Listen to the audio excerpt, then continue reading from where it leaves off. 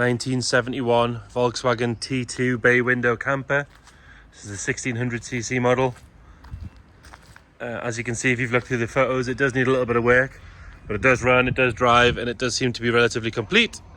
We'll start by having a good look at the bodywork. So if we start on this driver's door, so it is a right-hand drive one as well, which is quite important. If we start on this driver's door, you'll see the paint's actually cracked away from the bodywork itself here. It's sort of cracked down the side here. It's quite a large chunk that will just sort of peel off if you wanted to. Crack comes all the way down here, and then it's on the bottom, as you can see, in a couple of spaces, obviously. White over orange, classic camper colour. It does have an aftermarket set of alloy wheels. They obviously want a refurb, but the tyres are good. They don't seem to go down. It doesn't seem to drop any fluids. It actually runs quite well. The sliding door on this side, it's got sliding doors on both sides. Crack just here, and another crack just on the bottom, which has got a little bit of corrosion in it. Surprisingly, the body itself seems to be pretty solid. It's obviously just had a bad paint job at some point. That sill, as you can see, is nice and straight all the way along. The door obviously is affected, like I've just shown you. We've got some cracks in this panel here and here, just where the paint's lifting off the body again. But the arch again is nice and tidy all the way around, because it is a solid thing. It's just got, like I say, it's had a bad paint job. If we go around onto the rear, same sort of story. So we've got some bubbles in where the paint's lifting again here, but all around here is nice and straight. Around the window is good. Seals look almost new to a point. And again, we'll have a look in here while we're going. So again, like I said, the engine does run well. Wants a good clean up in there, and it does want a battery because occasionally it will need a boost. Bumper on the rear sits nice and straight.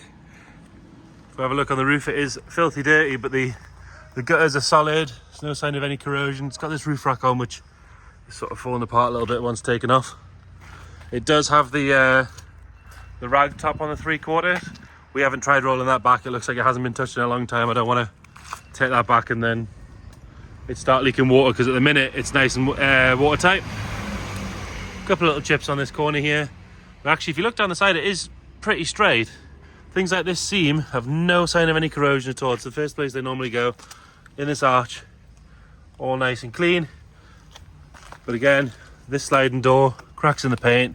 The paint is lifting off in big chunks here and here. It's a very strange thing. It's obviously had a poor paint job, would be my guess. The gutter on this side, we've got a bit of a cracking in it. Again, a little bit of surface rust. And then this passenger door, same thing, more cracking where the two colours meet. But the arch, lovely and clean, and so is the sill. Like I say, underneath, looks to be nice and solid. So on the front, we are missing half of the indicator lens, but both light covers with the little lips and everything are all here. There is a small dent on this side, but around the window and everything on here, it's all nice and solid. Like I say, it just wants a bit of love. We'll have a look in the front, and then we'll have a look in the back. So it's had someone start to make some door cards. I'd say it's a part way through finished project. They've started on the inside, when really for me, get the bodywork sorted first, then do your inside. It's had someone start some door cards, so they're screwed on, plywood. A little bit of moisture at the bottom there, where it's been trapped against this seal. So obviously they need finished. And they have had a bench seat put in, which is actually surprisingly comfortable. We have a roll of that material in the back, should you want to continue to use it. And they've started to line out this bottom piece. And they've done the dash top in the same material, which is quite nice. Done a half decent job as well. It's showing, we've got 264,000 miles. Again, we'll read right in the description what we've got in the way of paperwork and things with it. Steering wheel's nice, that's in quite good condition. There's no sort of chips or marks or anything on it. I would say that's relatively new. It's got the correct logo on, it matches the gear stick. And then it's got this sort of faux retro stereo. So they look old, but it's got Bluetooth and all that sort of stuff in it. Looking back, you'll see that there's a wood headliner gone in, or a plywood headliner even. And someone has started to put some carpets and things together, some curtains, sorry. And the sun visors have been trimmed to match the seat and everything, which is quite a nice touch. The camper conversion originally was done by Dormobile. So that was a fair while ago.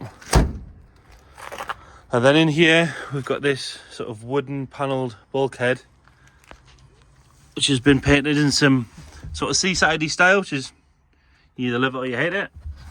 And then under here, we've got storage, which has got 2 big cool boxes in it.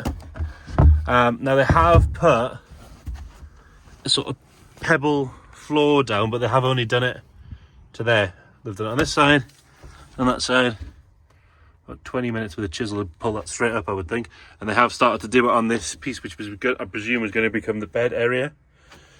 We have got plugs and everything in here as well. And then they've started to put a rock and roll bed in. The mechanism and everything's there. You've got your storage underneath. This has all been trimmed in the same material. It was obviously started with good intentions. You've got all your storage and things in there. Just wasn't quite finished. So yeah, interior wise, it's up to you how far you want to go on it. Like I say, the bones are solid. It's just had a bad paint job. But what we'll do is we'll get it started up. I'll listen to how the engine sounds, but it does run sweet. Like I say, it will need a battery because it does need boosted every now and then. We're literally on the key there, quick flick, away it goes. Really happy. It's always started for us. And it sits and ticks over quite happy, no fumes, no nasty smoke or anything coming out the back. Like I say, it doesn't seem to drop any fluids. Yeah, so a bit of a project. Any more questions on this one, give us a shout. If you want any more pictures, any more videos, just let us know. Thank you.